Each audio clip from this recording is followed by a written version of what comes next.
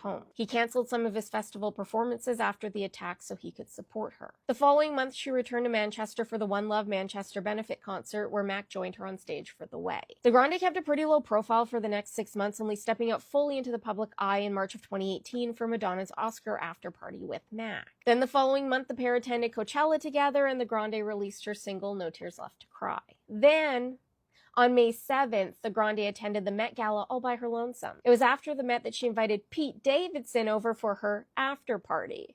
That's the night that the two kissed for the first time. Remember that? I do. 2 days later, Mac and the Grande broke up, which she confirmed through the gram the following day on May 10th.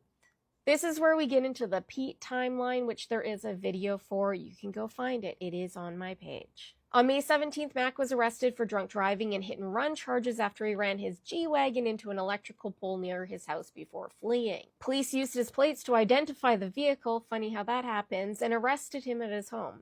His blood alcohol level was almost double the legal limit. The police did say he was the most polite and nice intoxicated person they'd ever seen, though, so props to him. And of course, fans blamed the Grande for their breakup and Mac's accident.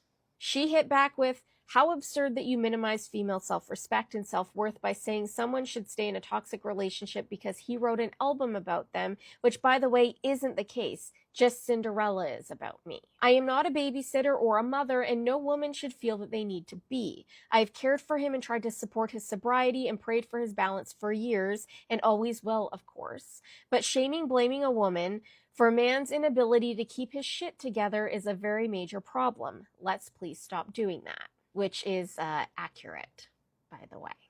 After the Grande and Pete got engaged, Mac said of his relationship with her that it came to an end and that they both moved on. It was that simple. Fans continued to accuse the Grande of cheating on Mac after she got engaged to Pete, and she continued refuting the claims, with sources close to the couple stating that they struggled for a really long time and that the relationship was basically over the year prior. Although, there are rumors that Mac ended the relationship after finding out that the Grande kissed the Davidson. But we'll never know, will we? Although Mac had been sober at the beginning of the relationship, it was alleged that he had started using again.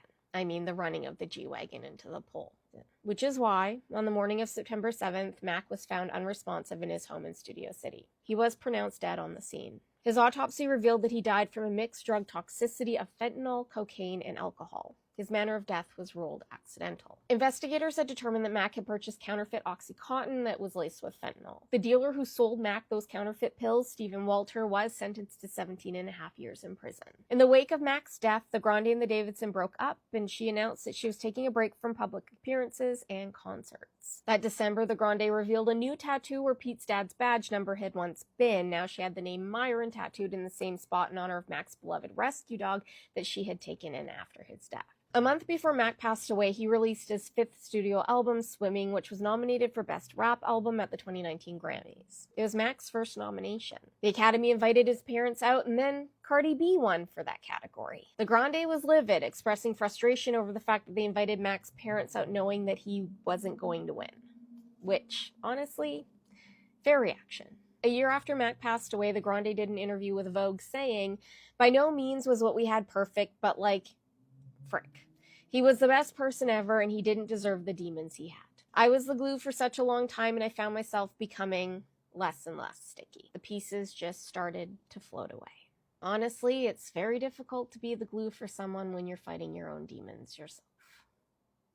I hope you liked this one. If you did, please save it and share it with your friends. It really does help spread the good word of the cult. And don't forget to follow me over on the gram, the tube with the U, just in case. We also have a bulletin board over on TikTok if you want to get little updates and do polls and whatnot. Good day, and may the cult be with you.